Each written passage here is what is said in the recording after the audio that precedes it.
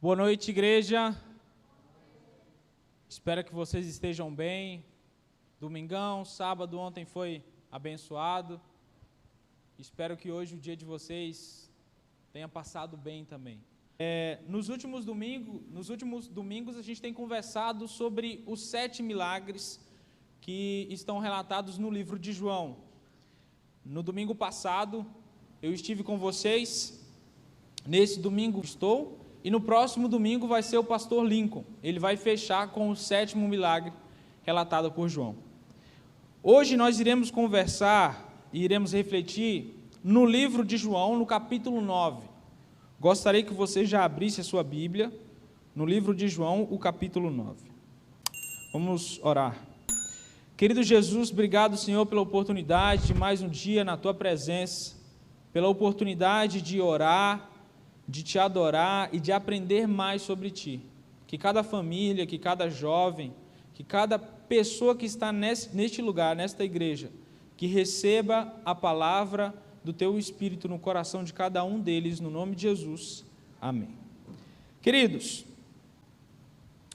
João capítulo 9, o verso 1 diz o seguinte: Ao passar, Jesus viu um cego de nascença, e seus discípulos lhe perguntaram: Mestre, quem pecou, este homem ou seus pais, para que ele nascesse cego? O verso 3 diz: Disse Jesus: Nem ele, nem seus pais pecaram, mas isto acontece para que a obra de Deus se manifeste na vida dele. Verso 4: Enquanto é dia, preciso realizar a obra daquele que me enviou. A noite se aproxima, quando ninguém pode trabalhar. Enquanto estou no mundo, sou a luz do mundo. Tendo dito isto, cuspiu no chão, misturou terra com saliva e aplicou aos olhos do homem. Então lhe disse: Vá lavar-se no tanque de Siloé, que significa, João aqui diz, enviado. O homem foi, lavou-se e voltou vendo. Até esse momento aqui, queridos, a história, eu chamo assim que a primeira sessão da história. Os discípulos, eles estão com Jesus e eles veem um cego de nascença. Então, a pergunta que surge na mente dos discípulos é: Jesus, ele é cego desde o seu nascimento. A culpa é dele ou é do pai? E aí tem uma pergunta que surge: se a culpa é do menino e ele nasceu já cego, pelo que se entende no texto, significa que desde do ventre da sua mãe ele pecou. Então tem como uma criança pecar sem ter saído da barriga? Isso não faz sentido. Então, a segunda tese é de que os pais da criança pecaram e a criança recebeu a consequência e nasceu cega.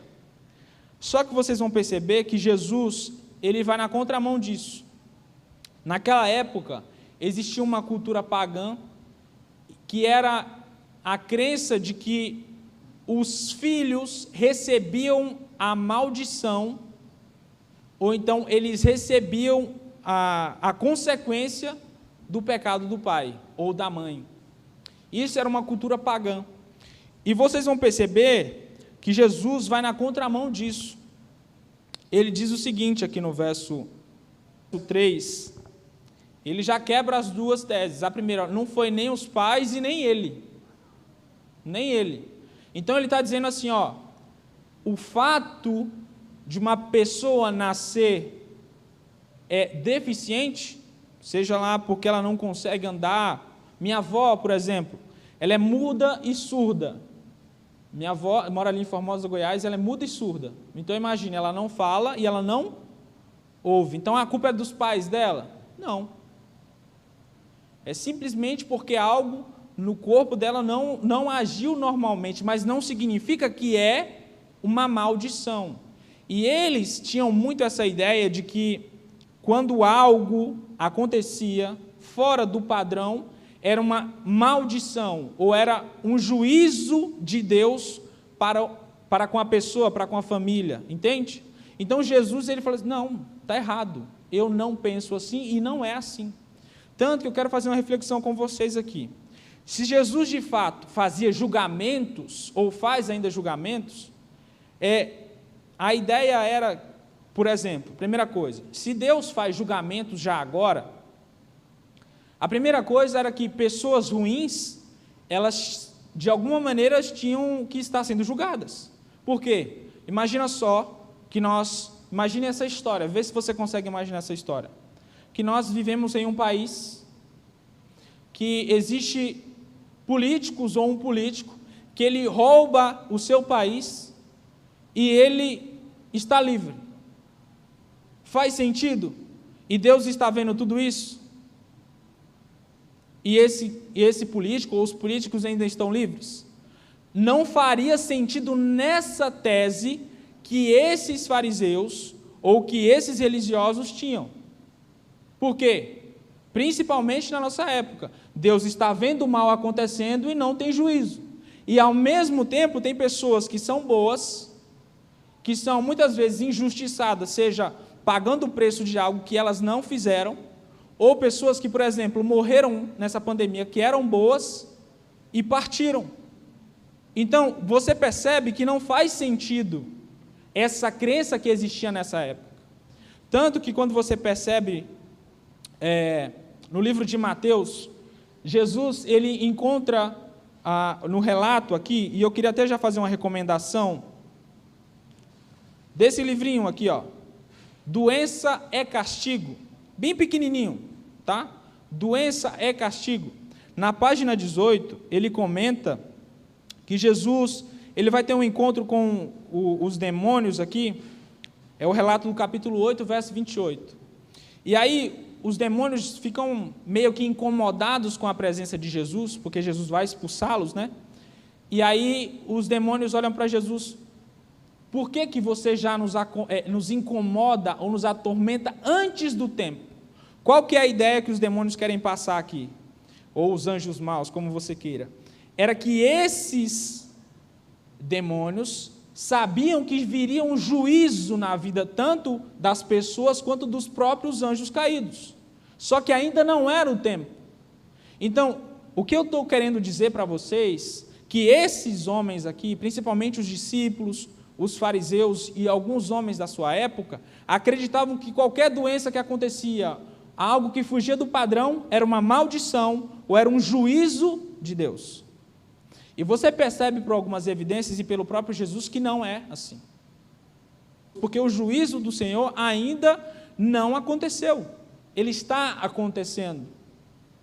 Percebe? E aí, queridos, entra uma parte muito bonita dessa história. A segunda parte dessa história se encontra no verso 6. Perdão, no verso 4. Primeiro aqui, ele diz assim: enquanto é dia, precisamos realizar a obra daquele que me enviou. Então, Jesus olha para os discípulos, ele explica para os discípulos que a ideia deles está errada, e ele diz assim: enquanto é dia, eu tenho que realizar a obra daquele que me enviou. E logo em seguida, ele desce ao chão, ele pega um pouco de terra, mistura com saliva e passa nos olhos do cego. E ele diz o que para o cego? Olha, vai até ao tanque de Siloé. E aí João abre um parênteses assim, significa o quê? Enviado. O que que Jesus estava querendo dizer aqui, queridos? Que é muito importante para mim e para você. Que duas coisas. Primeiro, ele era o enviado de Jesus. Enquanto é dia, a ideia de dia é que quem trabalha... Nós vivemos em uma época que existe trabalho noturno, mas normalmente é diariamente, no dia. Então, Jesus está dizendo assim: enquanto é tempo, eu tenho que realizar a obra do Senhor neste mundo. Eu sou a luz deste mundo.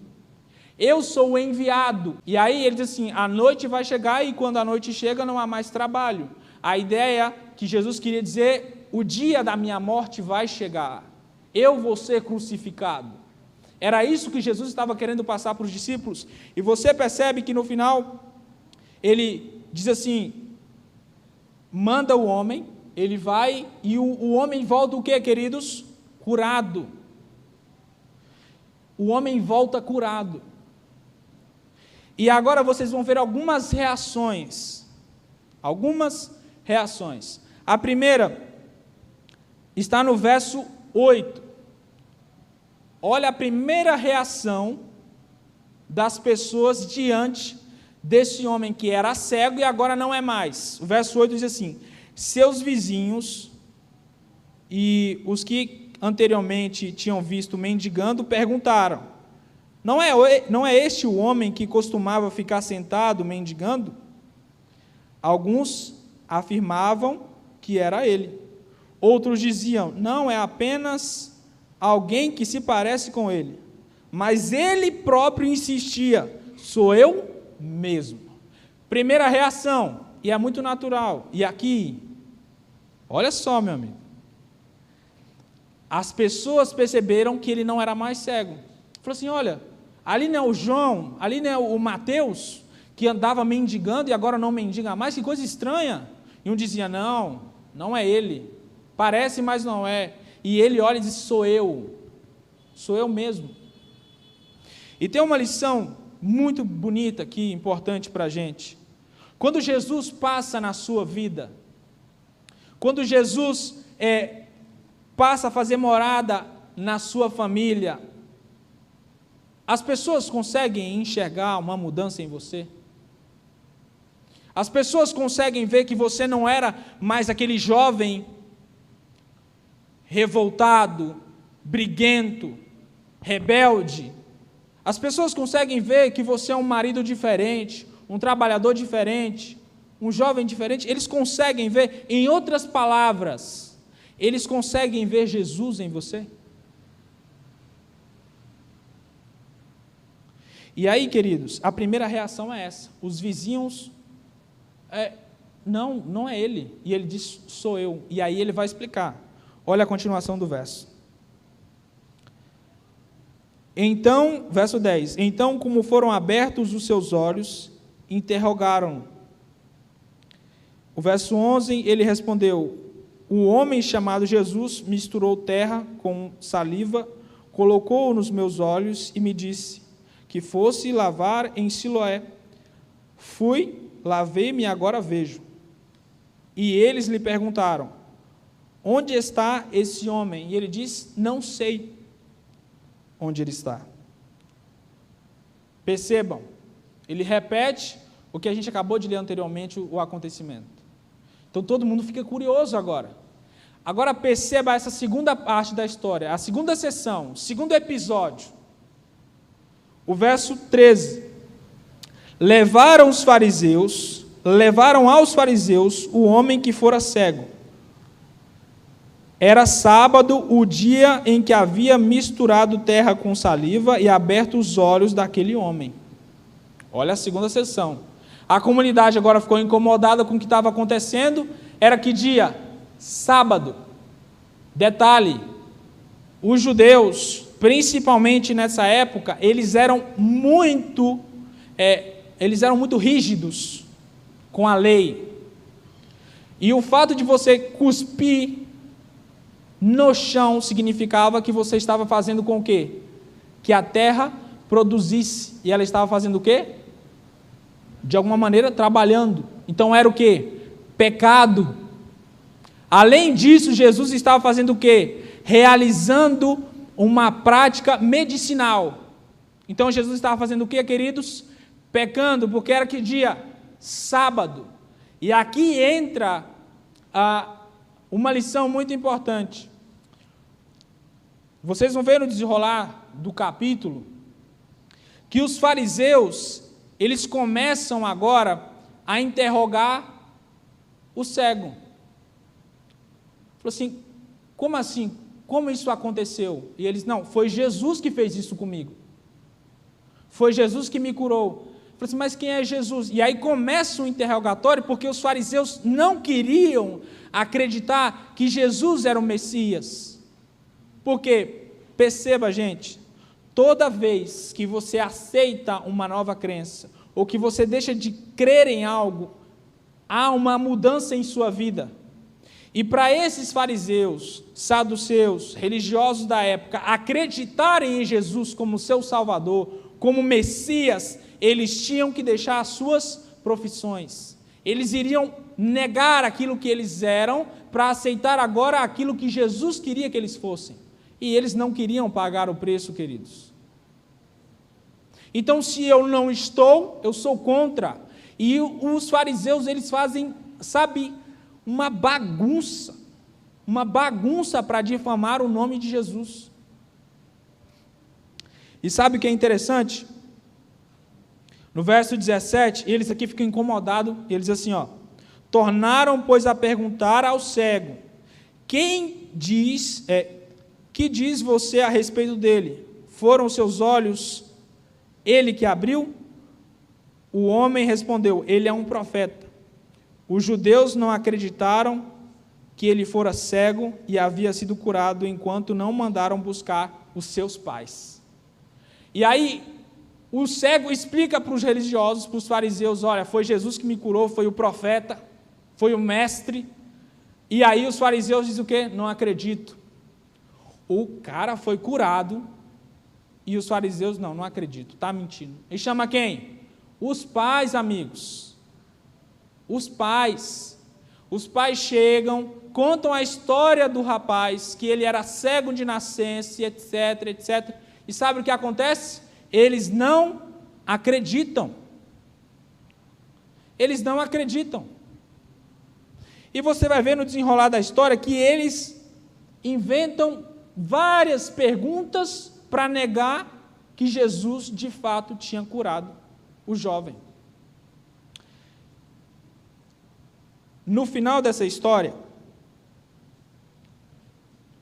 você vai perceber o seguinte, verso 30. O homem respondeu, ora, isso é extraordinário.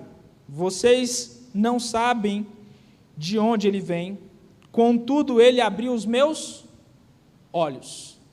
Porque os fariseus, amigos, não acreditavam no poder de Jesus. E eles chegaram até a dizer, se você continua lendo o relato, que ele não podia fazer parte do poder de Deus. Por quê? Porque ele havia curado no sábado. Então, como ele havia desobedecido o sábado, ele não provinha, o poder dele não provinha de quem? De Deus. Provinha de quem? De Satanás. Era Satanás que estava usando Jesus. Olha só o que os fariseus estavam dizendo. E aí o cego só diz o seguinte, eu não sei de onde ele vem, eu não sei qual que é o poder dele, mas eu sei que ele me fez abrir os olhos.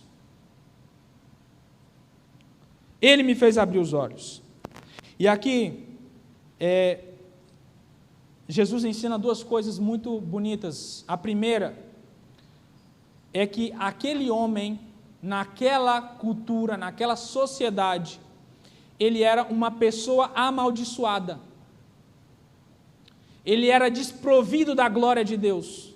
Ele era desprovido da bênção de Deus. E sabe o que Jesus ensina? Aquilo que para a cultura era amaldiçoado, Deus, o próprio Jesus diz, que ele nasceu para que através dele fosse manifestada a glória de quem? De Deus. Aquilo para que, aquela ideia que as pessoas tinham sobre ele, de que ele era ausente da presença de Deus, na verdade Deus o usou como elemento para manifestar a glória de Deus. Ele foi um homem que foi usado para manifestar a glória de Deus. Diferente, amigos, dos fariseus, que eram homens estudantes da Torá, da lei, dos profetas, e que estavam indo contra quem? O próprio Salvador, o Messias. Uma segunda lição aqui que você aprende nessa história é a ideia de guardar o sábado. Como eu tinha dito antes, eles eram extremistas na ideia de guardar o sábado. O ato de você cuspir no chão, você estava fazendo o quê? A terra trabalhar, como consequência, A terra estava trabalhando, estava pecando. Então, perceba que quando você pesquisa mais um pouco da história, você vai ver que eles eram extremistas, legalistas a respeito da lei de Deus. E aqui você percebe que Jesus, no sábado, ele faz o quê? O bem. A pergunta que surge aqui é, então, como guardar o sábado? Ontem, conversando com os amigos, que ainda tem assim, um pouco de dificuldade de como guardar o sábado, algumas dúvidas, e eu falei, gente, vocês querem aprender como guardar o sábado? Olhem para Jesus. Jesus, ele é a lei encarnada. Ele ensinou para a humanidade como o sábado deve ser guardado e como ele não deve ser guardado. Aqui você aprende como não deve ser guardado e também como deve ser. Primeiro, você não precisa ser como os fariseus, que colocavam inúmeras regras no princípio do sábado, na guarda do sábado. E você entende que Jesus faz o quê? O bem no sábado. Ele cura no sábado. Vou dar um exemplo para vocês e me respondam aí mentalmente. Se sua esposa está doente, está vomitando, você não tem remédio e ela precisa tomar algum remédio, é pecado ir no supermercado, ou na farmácia comprar o remédio? Tem alguém que porventura se machucou, é pecado levar? Vou dar um outro exemplo para vocês. Você chegou da igreja, acabou o culto de sábado, perfeito? Chegou em casa, era por volta de 12:10. Você olha para o lado, está um vizinho mudando. E está um caminhão inteiro, cheio de coisa. Você ir lá ajudar ele a colocar as coisas dentro de casa. Só está ele, a esposa. É pecado, queridos? Mas é um trabalho? É um trabalho. Mas não é um trabalho, como diz o livro de Isaías, para interesse próprio, em prol de fazer o bem ao outro. Então perceba que Jesus ele veio mostrar de fato o equilíbrio de como guardar o sábado, de como viver o sábado. Então, a segunda lição que você aprende aqui é a maneira como Jesus guardou o sábado.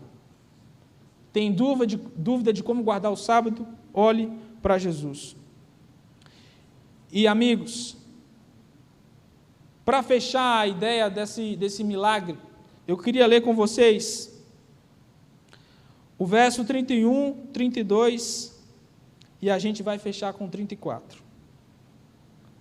O homem lhe respondeu: ora, isso é extraordinário, vocês não sabem de onde ele vem, contudo ele abriu os meus olhos.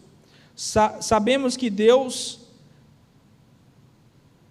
não ouve pecadores, mas ouve o homem que teme e que pratica a sua vontade. O verso 32, ninguém jamais ouviu que os olhos de um cego de nascença tivessem sido abertos. Se esse homem não fosse de Deus, não poderia fazer tais coisas. Diante disso, eles responderam: você nasceu cheio de pecado. Como tem a ousadia de nos ensinar isso? E aí os fariseus pegaram e expulsaram o cego da sinagoga. Perceba o seguinte, amigos, esse cego, ele deu uma lição assim nos fariseus pesada. A primeira foi que, como um homem que é pecador, porque eles estavam acusando Jesus de ser um pecador, de estar pecando contra o nome de Deus, fazer cura. Como pode isso acontecer? Porque a ideia do próprio cego é que Deus ouve aquele que teme ao Senhor. Deus não ouve pecadores. O próprio Evangelho, quando acontece uma briga, a gente não pode abrir o coração ao Senhor, falar com o Senhor antes de resolver o problema. Imagina uma pessoa que está em rebelião contra Deus, pecado de rebeldia, e agora conversar com Deus como se nada tivesse acontecendo, como se estivesse em desobediência. Não faz sentido. É como se uma pessoa está traindo o marido ou a mulher, o marido, e a mulher está sabendo disso, ou o homem está sabendo disso, e a pessoa agisse como se nada tivesse acontecendo. Faz sentido, queridos? Não. A ideia que o cego traz é essa. Se Jesus de fato fosse um pecador, o Senhor não o ouviria. E aí, os fariseus, saduceus, expulsam o cego da sinagoga. E a terceira lição, e a lição mais importante desse relato é essa, queridos. O cego aqui, na verdade, era ele que era mais lúcido, porque mesmo sem ver, ele reconhece quem é Jesus. Ele é o enviado. Ele é o enviado do próprio Deus para salvar a humanidade. Ele era a luz e é a luz do mundo. E os cegos aqui, queridos, são os fariseus. Os cegos, talvez, somos nós. Que acontece tantas coisas que apontam que nós precisamos entregar a vida a Jesus. Sejam milagres de cura, sejam sinais que apontam para a volta de Jesus, e eu e você, muitas vezes, ficamos barganhando com as coisas desse mundo e não aceitamos Jesus. Fazemos como os fariseus, desculpa para lá, desculpa para cá, e nada de se posicionar. A gente precisa entender que toda vez que eu digo amanhã, depois, no final do dia, é não, queridos. Você está dizendo não para Jesus. Eu vou mudar, mas eu vou deixar para amanhã. Você está dizendo não. Nós temos que entender que diante do grande conflito, diante desse mundo, nós precisamos nos posicionar diante de Jesus, sim, nos entregando a vida inteiramente a Ele. Senhor, serei fiel a Ti, mesmo que a minha família me rejeite, mesmo que a sinagoga, no caso aqui, ele é rejeitado pelos líderes, eu vou crer em Jesus, independente da rejeição que você vai passar, eu vou me posicionar diante de Jesus. E isso tem que estar claro na sua vida, porque João quer ensinar para todos nós quem é Jesus. E a pergunta que eu faço a você nessa noite, como tenho feito todas as vezes que tenho vindo nesse púlpito, é: quem é Jesus para você? Ele é o Filho de Deus, Ele é o enviado. Ele é um enviado. Queridos, que você, assim como esse cego, possa deixar a cegueira do pecado e enxergar o Salvador desse mundo. E se talvez, porventura, você for como o fariseu, que tem rejeitado o próprio Jesus, nas pequenas decisões diárias, dando desculpas a Jesus, lembre-se, queridos, toda desculpa no final do dia é não para Jesus. Aceite Jesus na sua vida, seja 100% de Jesus e deixe Ele transformar a sua vida. Eu não sei do milagre que você precisa, mas eu sei que Jesus é justo e no tempo certo Ele vai agir na sua vida e na nossa vida. Que Deus abençoe você nesse domingo, que Ele abençoe a sua família. Creia, Jesus está no controle. Vamos orar? Querido Jesus, obrigado, Senhor, pela oportunidade de estarmos aqui, de entender que o Senhor é Deus, que o Senhor pode curar qualquer pessoa, que o juízo que toda a humanidade precisa ter vai acontecer de acordo com a Tua vontade. Que talvez aqui existe alguém que está triste pela condição que está, mas que ela tenha certeza de que Jesus, no momento certo, deixará tudo em claro, para que todos possamos entender o que está acontecendo e o principal de tudo, que assim como Ele restaurou a visão do cego, Ele vai restaurar a vida de cada um de nós, libertos do pecado, da dor e do sofrimento. Somos gratos por isso, Jesus, e agradecemos. Amém.